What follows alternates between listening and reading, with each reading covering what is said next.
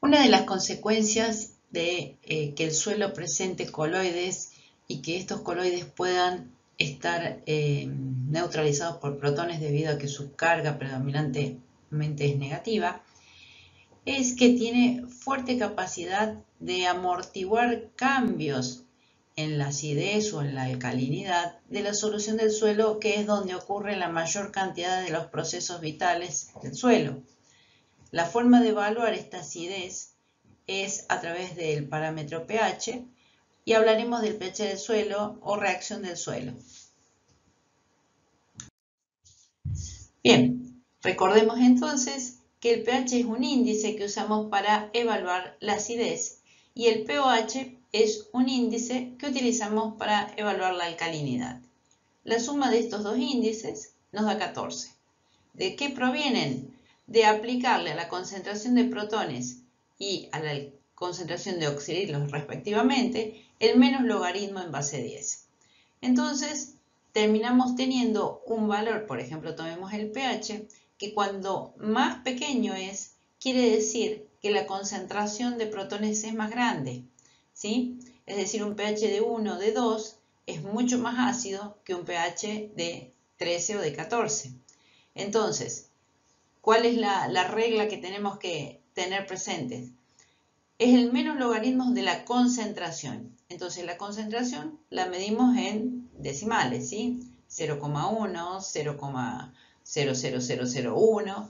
Entonces, cuantos más ceros tenemos antes del primer número, nos va a dar un pH mayor, ¿sí?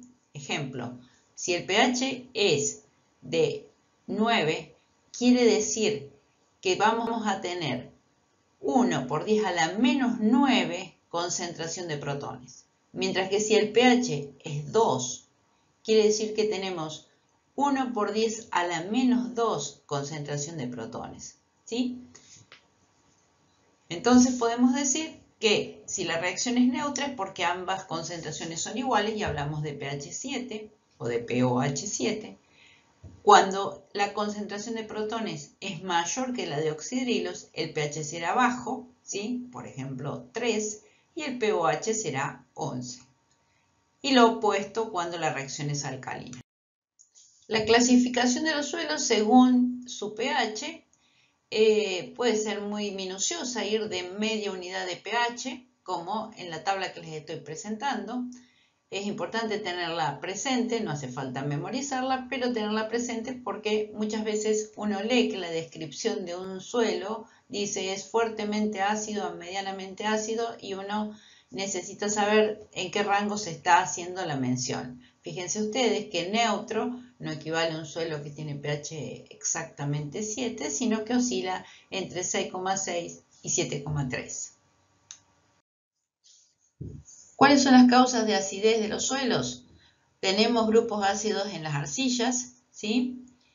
Como hidrógeno intercambiable o aluminio intercambiable. Y después tenemos una gran cantidad de grupos ácidos en la materia orgánica, ¿sí? Radicales carboxilo y fenólico, ya comentamos, son los más abundantes, pero tenemos otro tipo de grupos ácidos. Ácidos solubles que tenga el sistema debido a la actividad biológica o también por los efectos antrópicos, por ejemplo, por fertilización. Otra fuente de protones, si bien es una fuente débil, es importante tenerla en cuenta, es la reacción del dióxido de carbono con el agua para formar el ácido carbónico, que sabemos que el ácido carbónico como tal se encuentra como bicarbonato más protones.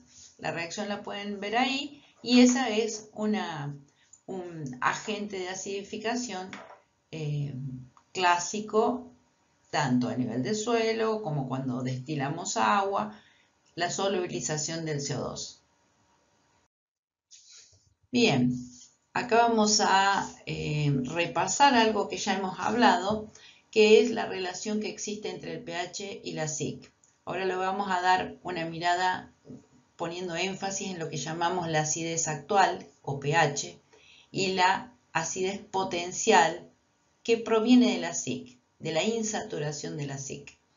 Entonces, ¿Quiénes son los agentes? Como podemos ver en este gráfico, en el eje de las X tenemos pH, en el eje de las Y cómo va variando la SIC en función del pH, y discriminado entre la fracción mineral y la orgánica.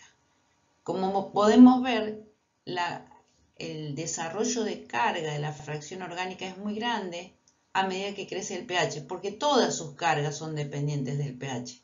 Recuerden que la materia orgánica no es cristalina, entonces no podemos hablar de cargas permanentes. Todas sus cargas provienen de cargas dependientes del pH. En el caso de la fracción mineral, tenemos algunos grupos dependientes del pH, pero también tenemos las sustituciones isomórficas, que hacían que el pH no modificara ese campo eléctrico generado por las sustituciones isomórficas.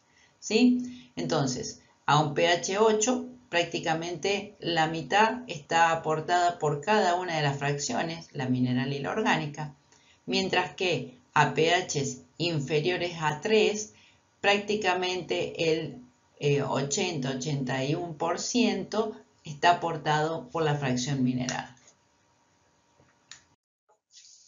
Bueno, hemos enlazado mucho el tema de pH, acidez, alcalinidad con el complejo de intercambio. Ustedes recuerdan que cuando hablamos de complejo de intercambio ya le habíamos dado un nombre, habíamos generado un índice que llamábamos insaturación. Esa insaturación hacía referencia a las cargas del suelo que no eran neutralizadas por bases, sino por protones. Y por otro lado, estamos hablando hoy del pH del suelo y estamos haciendo referencia a lo que ocurre en la solución del suelo. Entonces ahora es importante que tengamos muy claro que si bien son dos conceptos distintos, están absolutamente vinculados uno con otro. El pH o acidez actual es lo que medimos en la solución del suelo. La acidez potencial o insaturación es ese almacén de protones que contiene el coloide del suelo o todo el sistema coloidal del suelo.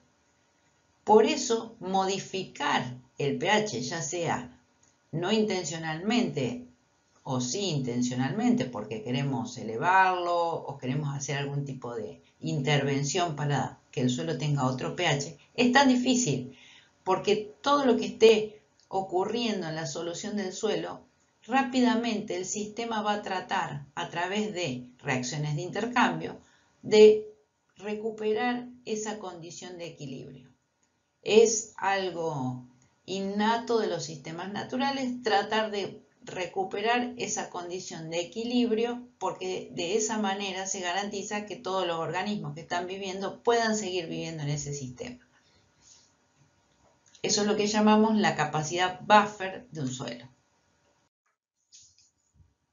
Vamos a repasar el concepto de valores de Ising, aquellos índices que ya les mencioné que los van a encontrar en las cartas de suelo, para caracterizar lo que llamamos complejo de intercambio. Solamente que en esta oportunidad le vamos a poner énfasis al pH. Recordemos entonces que el valor T es equivalente a la SIC, todas las cargas que aporta el suelo por unidad de masa de suelo, kilos o 100 gramos según como lo expresemos. Cuando empezamos a mirar la naturaleza de los contraiones, es decir, los iones que vienen a neutralizar esas cargas, hablamos entonces de la saturación cuando sumamos todas las bases o todos los elementos, potasio, magnesio, calcio y sodio, que están neutralizando. Esa es la saturación. Y las cargas que no cuentan con bases, sino que son neutralizadas por protones, las llamamos insaturación. Ahí hablábamos de los iones que están en la interfase suelo-solución. Bien, ¿qué otro índice es bueno que recordemos? La saturación relativa, B corta. La saturación relativa no es más ni menos que el cociente entre S y T expresado en porcentaje. Por lo tanto, si decimos que la insaturación de un suelo es del 35%, estamos diciendo que su acidez potencial es el 35% del total de cargas que tiene ese suelo, y los protones que me van a dar el pH se encuentran en equilibrio con esa insaturación, ¿sí? Bien, estuvimos viendo que existe un índice que llamamos S y otro que llamamos I. La suma de ambos nos da el valor T. Entonces podemos preguntarnos si hay una relación entre el pH y la saturación de bases. Es decir, hasta ahora planteábamos, hay una relación entre el pH y la insaturación, la acidez potencial. Podemos decir que existe una relación entre el pH y la saturación de bases. Eso es lo que ustedes están viendo en este gráfico. En el eje de las X tienen el porcentaje de saturación, es decir, la cantidad de sitios de intercambio neutralizados por bases, y en el eje de las Y el pH del suelo. Y pueden ver que si bien hay una relación que tiende a ser proporcional y creciente, no podemos afirmar que sea una relación directa, ¿sí? No tenemos acá la gráfica de una recta. Podemos decir que a medida que crece el porcentaje de saturación, el pH también crece, y que aproximadamente podríamos decir que un 50% de saturación nos estaría dando un 5.5 de pH y un 75% de saturación nos estaría dando un 6,5 de pH. Por otra parte, ¿qué es importante que ustedes recuerden? Que cuando hablamos de esos suelos que tienen un porcentaje de saturación del 100%, ¿sí? Por ejemplo, los suelos calcáreos, estamos hablando de suelos que claramente su pH es próximo a 8. A veces hemos escuchado decir, bueno, como este año llovió mucho, se está produciendo acidificación de los suelos. Ojo con eso. Cuando estamos hablando de la solución del suelo y su contraparte que está en el coloide, no estamos hablando de fenómenos que instantáneamente van a llevar a modificaciones del pH. Eso es lo que llamamos la capacidad buffer del suelo. Con la curva de neutralización podemos ver de qué estamos hablando. Ustedes recuerden que un buffer es un compuesto con su ácido conjugado que le va a permitir desplazarse de a un lado y al otro del equilibrio de manera tal de mantener una concentración de protones en un cierto rango de acidez o de neutralización. Cuando salimos de ese rango, se rompe la capacidad buffer y el pH o sube mucho o baja mucho. En el caso del suelo, ustedes fíjense que estamos hablando que entre el A y B, en el eje de las X, fíjense que hay dos letras, A y B, tenemos un sector en donde se ameseta la curva de neutralización. Esa meseta, cuando vamos a leerla en el eje de las Y, vemos que nos da mínimos cambios en el valor de pH. Es decir, ha habido modificaciones claramente. Una cosa es estar en el 50% de neutralización y otra cosa es estar en el 70% de neutralización. En un caso ya se está rompiendo la capacidad buffer por exceso de protones y en el otro lado se está rompiendo la capacidad buffer por exceso de oxidrilos. No obstante, el sistema todavía se defiende y trata de mantener ese pH lo más estable posible. A eso le llamamos capacidad buffer del suelo.